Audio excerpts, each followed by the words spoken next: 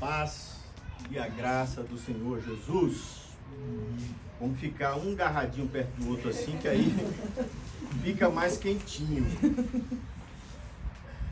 Abra sua Bíblia comigo na Epístola de Paulo aos Efésios, capítulo 1. Eu vou ler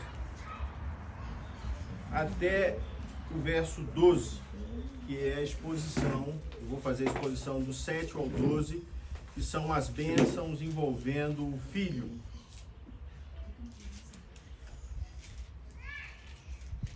Assim a palavra do nosso Senhor.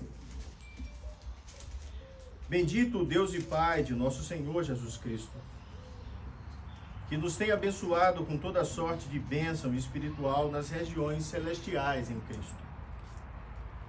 Assim como nos escolheu nele, antes da fundação do mundo, para sermos santos e irrepreensíveis perante ele, e em amor nos predestinou para ele, para a adoção de filhos, por meio de Jesus Cristo, segundo o beneplácito da sua vontade, para o louvor da glória de sua graça, que ele nos concedeu gratuitamente no amado, no qual temos a redenção pelo seu sangue, a remissão dos pecados, segundo a riqueza da sua graça, que Deus derramou abundantemente sobre nós em toda sabedoria e prudência, desvendando-nos o mistério da sua vontade, segundo o seu beneplácito que propusera em Cristo, de fazer convergir nele, na dispensação da plenitude dos tempos,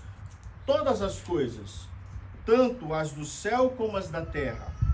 Nele, digo, no qual fomos também feitos herança, predestinados segundo o propósito daquele que faz todas as coisas conforme o conselho da sua vontade, a fim de sermos, para louvor da sua glória, nós, os que de antemão esperamos em Cristo. Amém. Pai do céu, derrama a tua graça, Pai. Derrama a sabedoria do Espírito, para que possamos, ó Pai, entender, em nome de Jesus, esse texto tão profundo, tão maravilhoso da tua palavra. Oramos a ti, Senhor, em nome de Jesus. Amém. O apóstolo Paulo falou aqui sobre as bênçãos espirituais das regiões celestiais em Cristo. E eu expliquei para vocês no sermão passado que essas riquezas espirituais, elas são colocadas na nossa vida, primeiro através das bênçãos do Pai, que nós aprendemos na semana passada, que nós fomos escolhidos por Deus, predestinados por Deus e aceitos por Deus, por meio de seu Filho Jesus, que é o que vamos aprender hoje.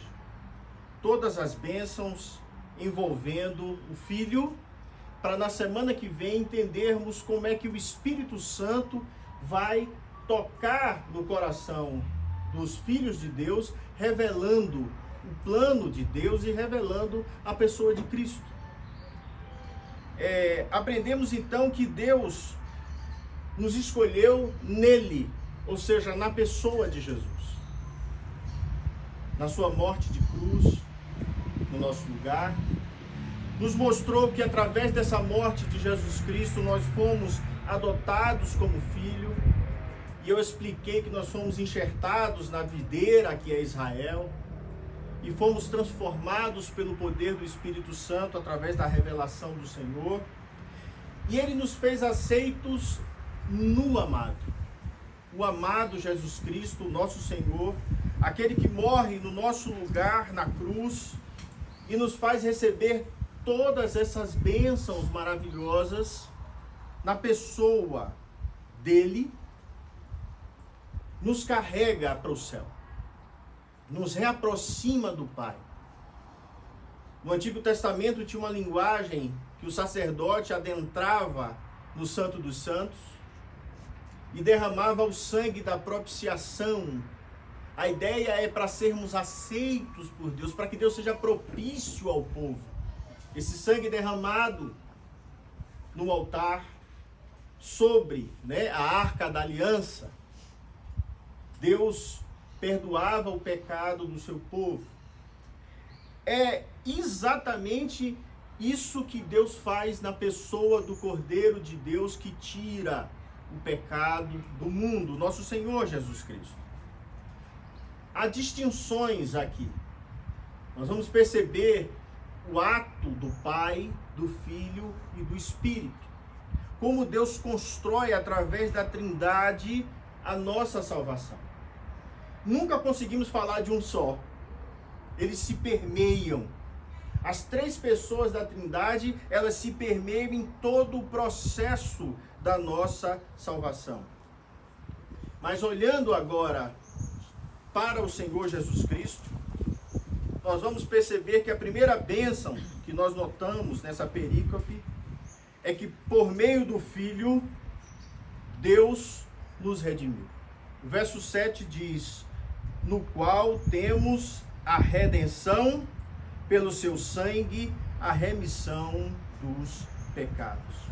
A palavra no original redenção aqui significa literalmente liberação ou libertação efetiva pelo pagamento de um resgate.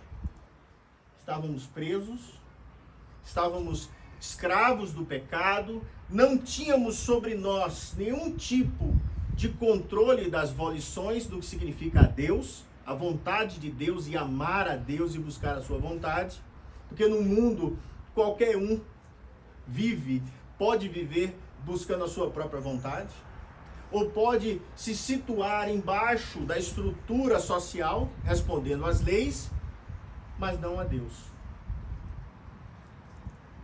O pecado nos afasta da pessoa do Senhor. O pecado nos lança fora do paraíso, que é a linguagem bíblica que Deus, para que o homem não vivesse eternamente em seu estado de queda, para que não comesse da árvore da vida e vivesse eternamente nesse estado que estamos, Deus lança o homem fora do jardim do Éden e põe uma espada a revolver, protegendo a entrada do Éden, para que o homem não volte. A única forma de voltar para Deus é através da redenção em Cristo Jesus. Na sua morte vicária, na sua morte no nosso lugar. Essa palavra redenção implica emancipação da culpa, da punição e do poder do pecado. Não temos mais culpa diante de Deus. Alguém pagou. O justo Cristo paga cabalmente, inclusive com a sua morte, porque Deus disse: se comeres da árvore do bem e do mal, certamente morrerás. O homem tem que morrer. Então o perfeito, o justo, o santo Jesus morre, assume a nossa culpa, assume a punição eterna. Naquele momento de cruz, o que temos ali é eternidade da ira de Deus sobre o Cordeiro de Deus que tira o pecado do mundo. Quando Jesus ora no Getsemane, dizendo a Deus: Pai, afasta, leva para longe de mim o cálice da tua ira. Ele sabia que seria lançado sobre ele. E nessa oração, Deus cala-se. E a resposta, Jesus sabia: seja feita a sua vontade. Jesus vai morrer na cruz por nossa culpa e ele vai receber sobre a sua carne o flagelo da punição. Para nos libertar do pecado. Para nos libertar da influência do pecado. Para nos libertar daquilo que nos prende. Jesus diz no Evangelho de João, capítulo 8, verso 34, que todo aquele que vive pecando é escravo do pecado. Toda a humanidade, todos se extraviaram e todos são pecadores e vivem através desse serviço escravo de render-se ao pecado. O apóstolo Paulo, quando ele olha para o mundo e percebe que em si mesmo aquilo que ele quer, ele não faz, e aquilo que ele não quer, né, ele vai e faz, numa linguagem que nós não temos controle pelo que queremos e o que não queremos. Ele diz assim: miserável homem que eu sou, quem me libertará do corpo sujeito à morte? Quem pode nos libertar desse corpo que é sujeito à morte? E ele diz: bendito seja o Cordeiro, bendito seja o Senhor, porque Jesus é aquele que nos liberta desse corpo miserável. Quando ele escreve, o apóstolo Paulo escreve aos Gálatas, ele diz que Cristo nos redimiu da maldição da lei, quando se tornou maldição em nosso lugar. Pois está escrito: maldito todo aquele que for pendurado no madeiro. Jesus, que era santo, justo e bom, é preso numa cruz e se torna maldito no nosso lugar. Aquele que não tem em si mesmo nenhum mal, nenhum erro, aquele que em si mesmo é absoluta justiça, é preso no madeiro pelo nosso pecado. E aí nós entendemos o que Jesus diz quando ele diz: se o Filho os libertar, vocês de fato serão livres.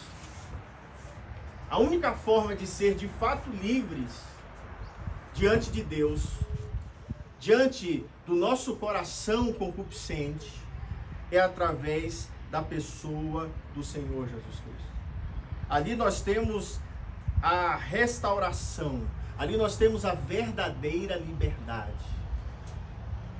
Logo depois de falar sobre o que eu quero não faço e o que não quero vou e faço, Paulo vai trabalhar no capítulo 8 esse pendor que nós temos no Espírito.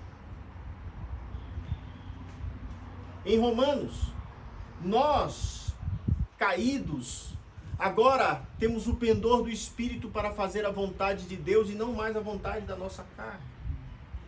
É essa redenção que o texto fala, redenção através do sangue do Senhor Jesus.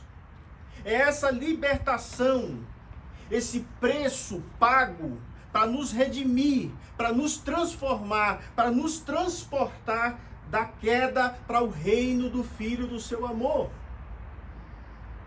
Essa transformação ocorre em nós pelo que Pedro disse em 1 Pedro, capítulo 1, versos 18 e 19, Pedro diz o seguinte: não foi por meio de coisas perecíveis, como prata ou ouro, que vocês foram redimidos de sua maneira vazia de viver, que lhes foi transmitida pelos seus antepassados, por Adão e Eva e por toda a história da humanidade, mas pelo precioso sangue de Cristo, como de um cordeiro, sem mancha e sem defeito.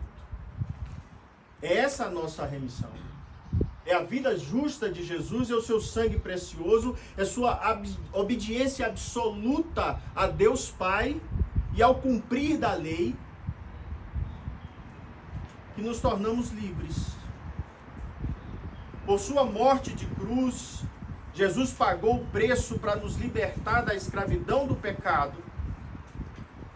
E por isso, o nosso coração deve ser um coração que deseja transmitir a Deus toda a nossa adoração, todo o nosso amor, toda a nossa fidelidade a Deus. Quando olhamos em Apocalipse, a igreja triunfante, a igreja que chega na presença de Deus por ser remida pelo sangue do Cordeiro, diz que eles cantam um cântico novo. Eles têm uma forma de cantar na presença de Deus. Ali eles estão em plena revelação, né? Paulo diz que hoje nós vemos em parte, entendemos em parte, entendemos como que por um espelho obscuro da época, né? Um latão, não vemos com perfeição, não é o espelho de hoje, tá? Que você vê se vê perfeitamente, era uma imagem meio distorcida. e não entendemos perfeitamente, mas esses santos dos céus, eles entendem tudo o que está acontecendo. E eles cantam assim: tu és o digno de receber o livro e abrir os selos, pois foste morto. E com seu sangue compraste para Deus homens de toda tribo, língua, nação e povo. Eles cantam em alta voz: digno é o Cordeiro que foi morto de receber poder, riqueza, sabedoria, força, glória e louvor. Aqui é um entendimento pleno, irmãos. Aqui eles estão vendo o Cordeiro de Deus que tira o pecado do mundo como a lâmpada que ilumina toda a eternidade. Lá não haverá mais sol, diz o profeta. Porque nós temos o Cordeiro iluminando toda essa realidade. Aqui Deus, irmãos, ele realizou sua escolha de ter um povo que é santo e sem culpa, um povo seu. Isso é um ato de Deus. E é um ato do seu Filho, que se entrega por nós com morte de cruz, vertendo seu sangue precioso para fazer justiça e redimir, ou mesmo libertar. Essa é a palavra mais forte. Libertar os pecadores da escravidão do pecado.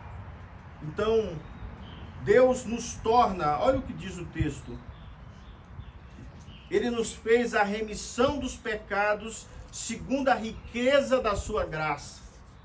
E por isso nós o louvamos e bendizemos, porque segundo a riqueza do seu favor imerecido, nós não merecíamos essa remissão. Pelo contrário, merecíamos inferno. Merecíamos estar separados de Deus por toda a eternidade, mas Deus nos traz de volta. Lembra que eu falei na semana passada: adoção é muito mais belo do que um filho que lhe nasce. Sabe por quê? Porque você ama aquilo que não é seu. Você diz: eu quero que seja meu. Nós somos adotados porque todo o amor que Deus tem por Jesus, Ele derrama sobre a igreja. Todos agora são filhos nele. Percebe? É um amor gigantesco. E um amor imerecido. Paulo escrevendo aos Romanos, eu falei na semana passada: morrer por alguém bom pode ser que até alguém morra. Mas morrer por um pecador, morrer por alguém que não merece, morrer por alguém que é desobediente, aí você vê o tamanho da graça. Deus faz segundo a riqueza absurda da graça de Deus, que Ele vai derramar sobre nós. É por isso que o texto fala: Ele primeiro nos redimiu e segundo nos perdoou. Redimir é tirar da condição e dar outra. Perdoar é esquecer-se das suas falhas, é esquecer-se do seu erro. A palavra significa exatamente libertar da escravidão ou da prisão, trazer para uma nova condição de vida. De uma outra forma, remissão da pena. Não há mais pena, não há mais lago de fogo e enxofre, não há mais morte eterna. Agora Deus nos revivificou na pessoa de Cristo e vivemos uma nova condição.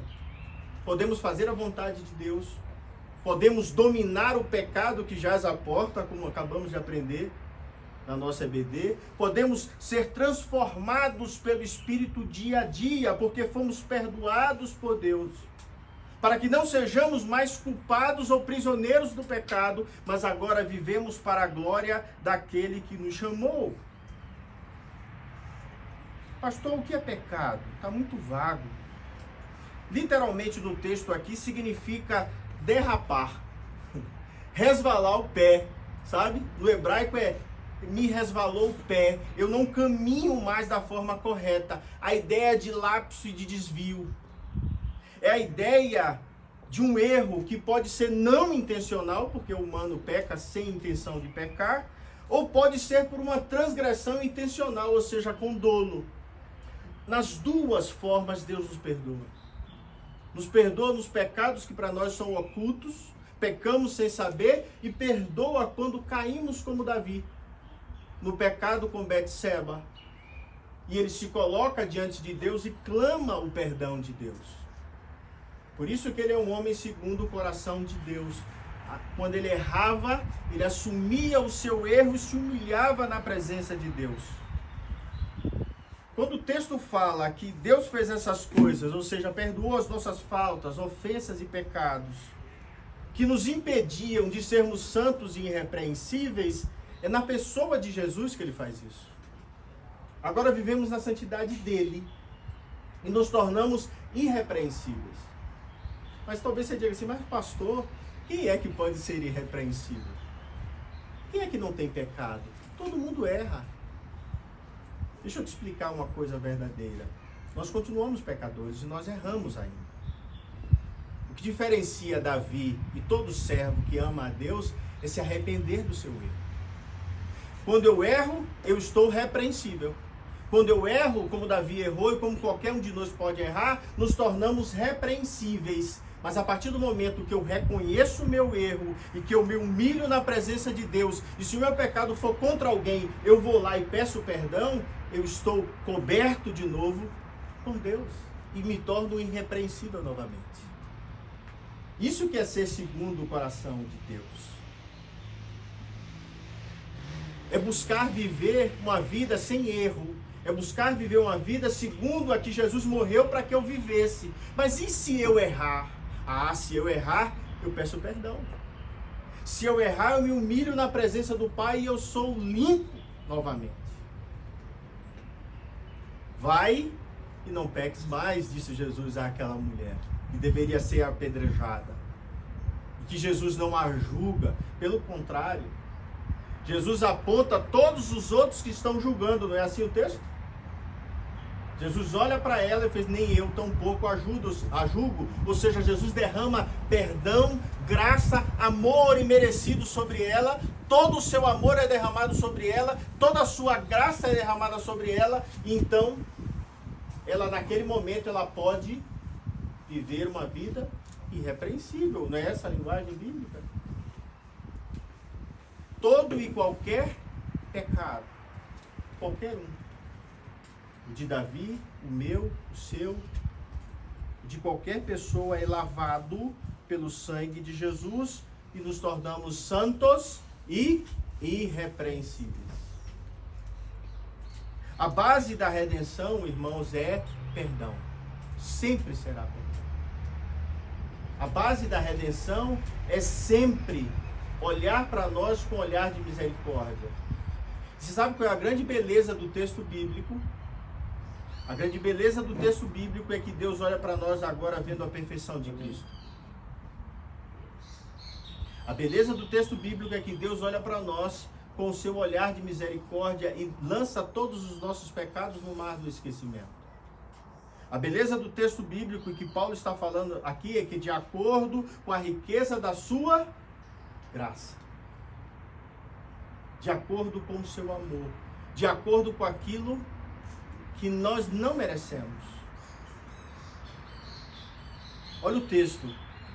Deus fez abundar sobre nós. Você sabe o que é abundar? Abundar é dar além da necessidade.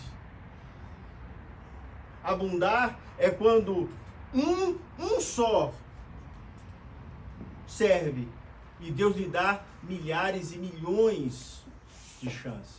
É isso que é abundar. É entender que um único erro meu me lança no inferno, mas Deus vai me tirar de lá quantas vezes necessária for pela morte de Cristo. É entender que Deus, no seu tempo certo, Ele vem com a sua misericórdia e a sua graça e justifica os seus filhos. Olha o que Paulo escreve para Tito.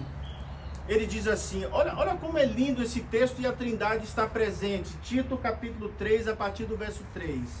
Diz assim, houve tempo em que nós também éramos insensatos e desobedientes. Vivíamos enganados e escravizados por toda espécie de paixões e prazeres. Olha o texto. Vivíamos na maldade e na inveja, sendo detestáveis, odiando uns aos outros. Mas quando se manifestou a bondade e o amor pelos homens da parte de Deus, e ele diz qual é o amor e a bondade da parte de Deus, Paulo diz assim, nosso Salvador, não por causa de atos de justiça por nós praticados, mas devido à sua misericórdia. Paulo, quando ele escreve a Tito, ele constrói uma teologia que ele está dizendo assim, não é você que se salva, não é o que você faz, não é uma teologia meritória, da meritocracia que é o judaísmo, não. É o que Deus faz, na pessoa do Salvador. Aí ele diz assim, ele nos salvou pelo lavar regenerador e renovador do Espírito Santo, que ele derramou sobre nós generosamente, a mesma abundância que Deus derrama sobre a igreja, por meio de Jesus Cristo, nosso Salvador. E ele repete, ele é o fim, ele o fez a fim de que, justificados por sua graça, nos tornemos seus herdeiros, tendo a esperança da vida eterna. Irmãos, ele está falando de uma outra forma, a mesma teologia de Efésios capítulo 1, e a mesma teologia que ele vai repetir aos Colossenses.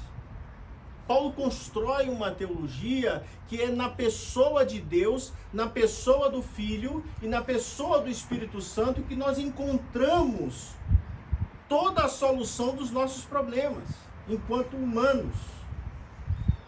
Nós viemos de Deus, nos rebelamos contra Deus, nos rebelamos nos nossos atos, mas Deus nos buscou, nos aceitou, nos tratou, nos limpou, nos sarou e nos trouxe para o seio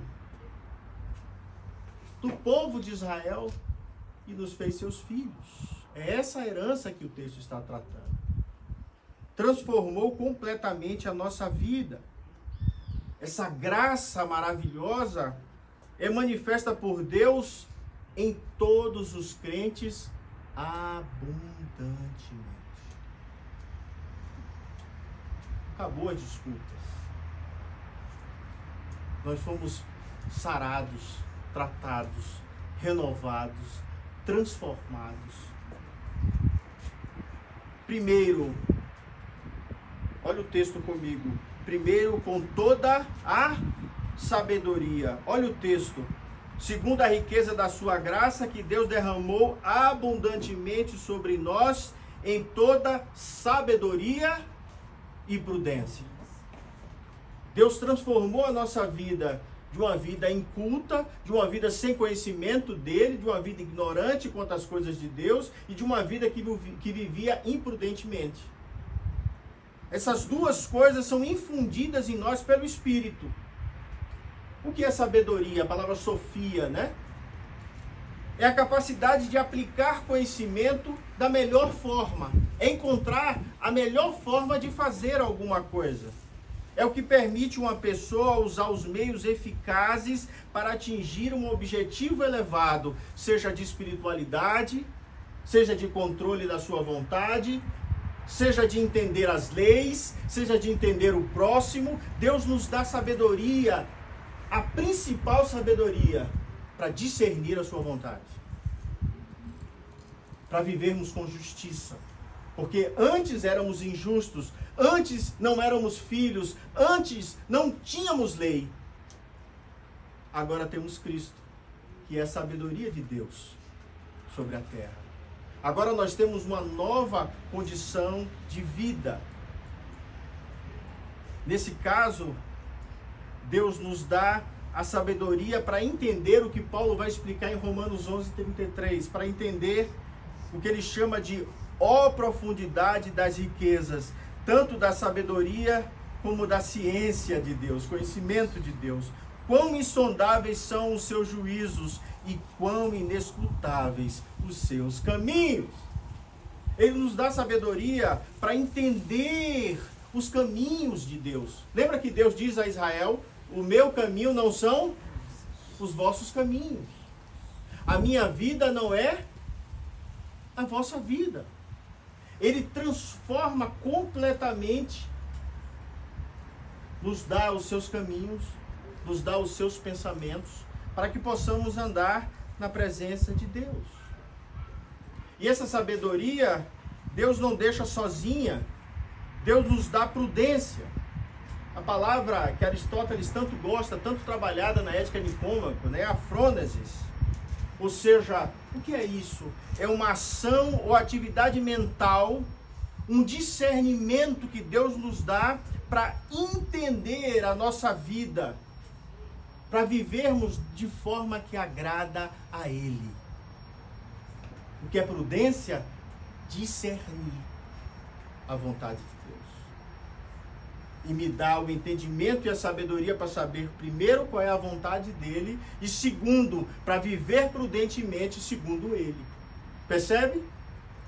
Deus transforma o nosso coração e o nosso interior, e Ele faz isso providenciando Ele mesmo a redenção, providenciando Ele mesmo o perdão através do nosso Senhor Jesus Cristo.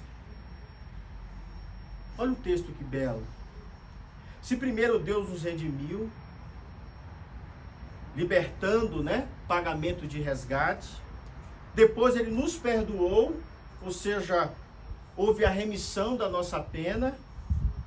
Em terceiro lugar, Ele revela a sua vontade para nós. Olha o texto.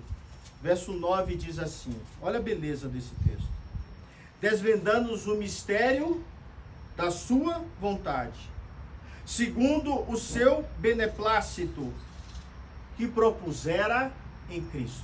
Segundo aquilo que Ele quis, segundo a sua vontade, e que Ele colocou e propôs a partir do seu Filho. Paulo está dizendo assim, Ele fez conhecido o mistério da sua vontade. Ele trouxe aos homens o entendimento do que eu quero. Quando Deus dá a lei a Israel, Ele está dizendo, Moisés, eles querem se relacionar comigo, então diga a ele, Moisés, que sejam, que hajam da seguinte forma. Então Ele dá a lei. Ah, eles querem me adorar, Moisés, escreve Levítico, todo aquele que vier à minha casa trará, e ele traz uma linguagem de adoração. Deus se revela. E aí vem a parte interessantíssima, ainda que eu tenha isso escrito, ainda que Deus dera a lei a Israel para que Israel a conhecesse, ainda assim, tendo a lei, eu posso desobedecer, porque eu não conheço a Deus. Porque eu não o amo. E porque Ele não se revelou, Ele não revelou a sua vontade para mim. Há teólogos que conhecem profundamente as Escrituras, mas são ateus. Eles estudam teologia como se estudasse sociologia antiga, como se eles estudassem o homem, mas não conhecem a Deus. Percebe? Esse revelar da sua vontade é revelar no íntimo. Nós vamos ver depois através do Espírito Santo. Me fazendo conhecer a Escritura, me fazendo conhecer a verdade. Paulo vai explicar mais tarde que mistério é esse. Que ele vai dizer que está oculto no mundo, que as pessoas não conseguem ver, mas que na plenitude do tempo, no tempo certo, no tempo de Deus, este Messias veio e foi revelado ao mundo, e agora nós estamos em plena luz. Jesus está revelado, nós sabemos quem Ele é, nós sabemos como Ele age para conosco. Ele age com amor, com misericórdia, com justiça e nos salvou. Ele é aquele que morre por nós, Ele é aquele que intercede por nós diante do Pai, Ele é aquele que nos conduz em vitória. Eu falaria aqui 3 horas sem parar da revelação, mas eu tenho que falar só desse texto agora. É esse Espírito que abre o entendimento, nós vamos ver depois, é esse Espírito que sela o crente. A gente vai ver o que é esse selar do Espírito na semana que vem. E o texto diz que aprove a Deus que fosse assim. Foi feito segundo o beneplácito da sua vontade. Ele quis. Beneplácito é Deus quis e acabou. Ele fez segundo o seu próprio conselho.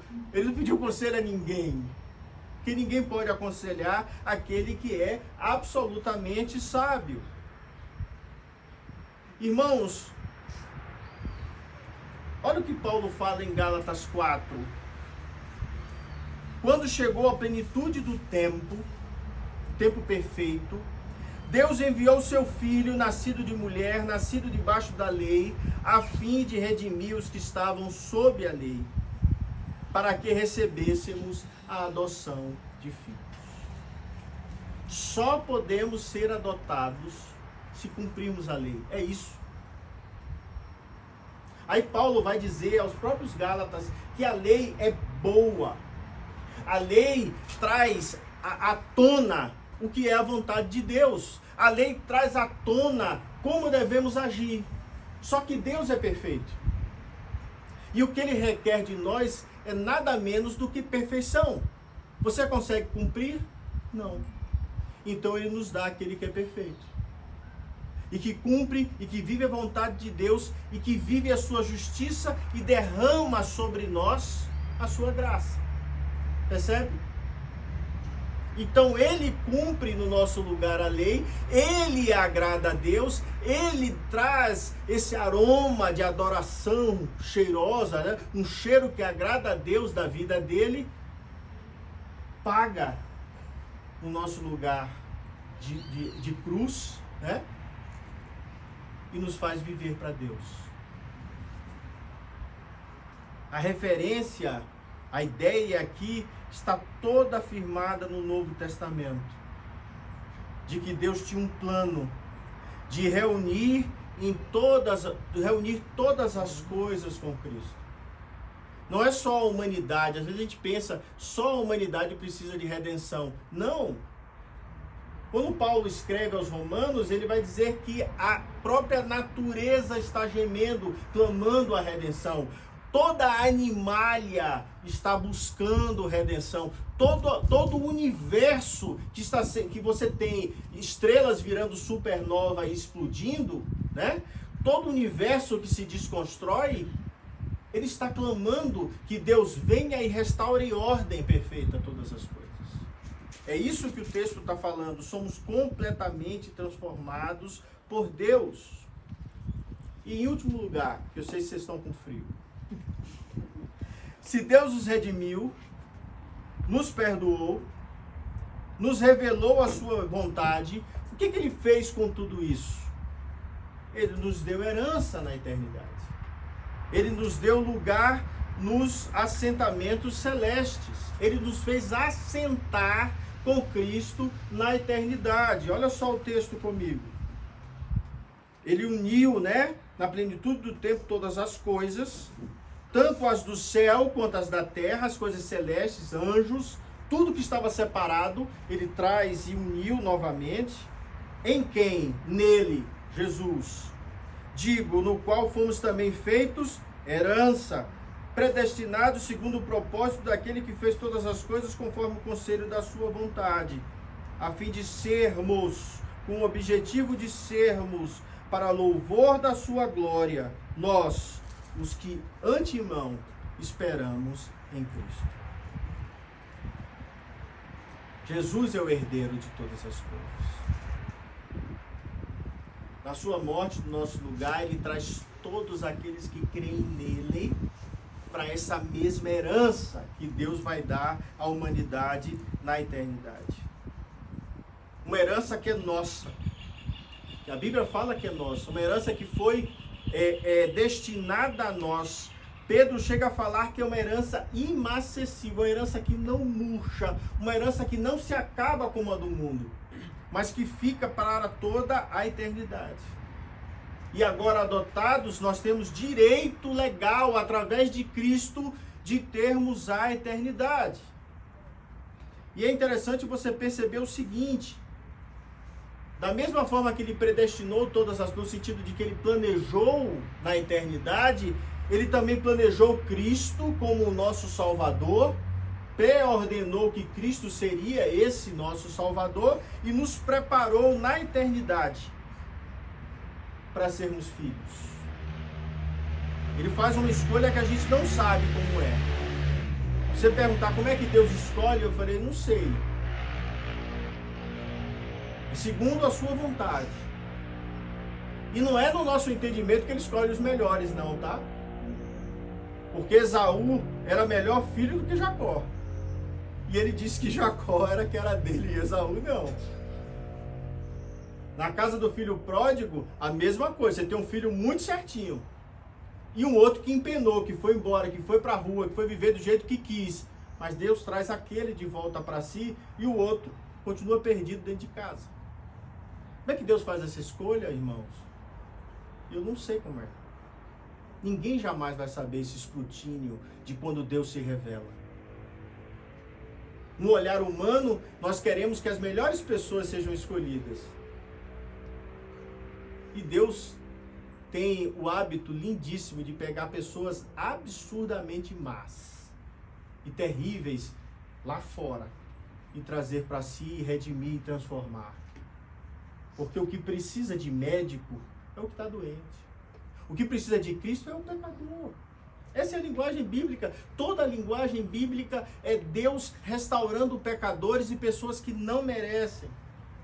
Se você olhar a história de Paulo, é o que menos merecia. É por isso que ele diz que ele é o pior dos pecadores, porque ele matava a igreja, ele perseguia a igreja, e Deus encontra ele no caminho de Damasco e chama para si. Como vai chamar alguém para si que mata a própria igreja? Jamais vamos entender a misericórdia de Deus. Talvez na eternidade. Eu tenho esperança que entendamos a eternidade, porque neste mundo nós não conseguimos entender. Ainda que seja a pior das pessoas, Deus trata o coração. Deus fala profundamente àqueles que são salvos, para viver dentro desse conselho da sua vontade, e nos faz adorar na beleza da sua santidade. Paulo, escrevendo aos Tessalonicenses, ele diz que tudo isso é feito para que o nome do nosso Senhor Jesus Cristo seja glorificado entre vós. E ele encerra essa parte da perícope dizendo a fim de sermos para louvor da sua glória. Para que ele seja adorado, para que ele seja exaltado, para que Deus seja conhecido e amado por todas as nações, por toda a humanidade, por todos os seres humanos. E eu encerro dizendo assim: tudo isso Deus planejou de antemão. Deus não foi pego de surpresa. Deus nos ama, irmãos, desde a eternidade. Desde sempre. Desde quando ele teceu o corpo de Adão daquele barro e soprou sobre ele o seu ruar, o seu espírito, ele nos ama. Ama cada um de nós, segundo o seu amor e segundo o beneplácito da sua vontade, ele nos alcançou, nos dando Cristo. E depois eu vou mostrar para vocês como ele fez isso, como ele nos faz ouvir a palavra da verdade, como ele nos faz entender a sua vontade, como ele nos faz aceitar a sua promessa, tanto os judeus quanto os gentios. Tudo isso ele faz a partir do Espírito Santo, que toca o nosso coração e nos faz caminhar cada vez mais para próximo da vontade dele, para próximo de Cristo e para adorar.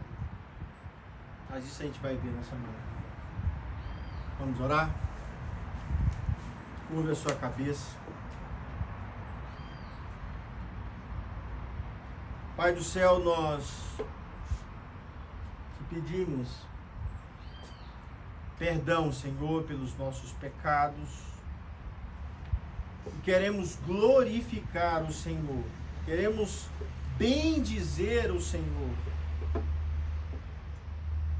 por sua morte de cruz no nosso lugar, Pai. Obrigado porque o Senhor perdoou os nossos pecados e as nossas falhas.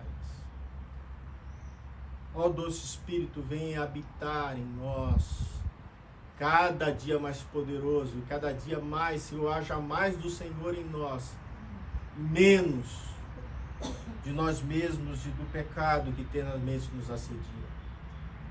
Derrama a Tua graça, Senhor, sobre nós. Abençoa, Senhor, as nossas vidas e a nossa oração em nome de Jesus. Receber a bênção, queridos, que a paz e a graça do nosso Senhor e Salvador Jesus Cristo, que o amor insondável de Deus, nosso eterno Pai, e as benditas consolações do Espírito sejam sobre vós, irmãos. Igreja Presbiteriana Comunhão, sobre a Igreja de Cristo, espalhada sobre toda a terra, agora e para todos sempre. Amém. Amém.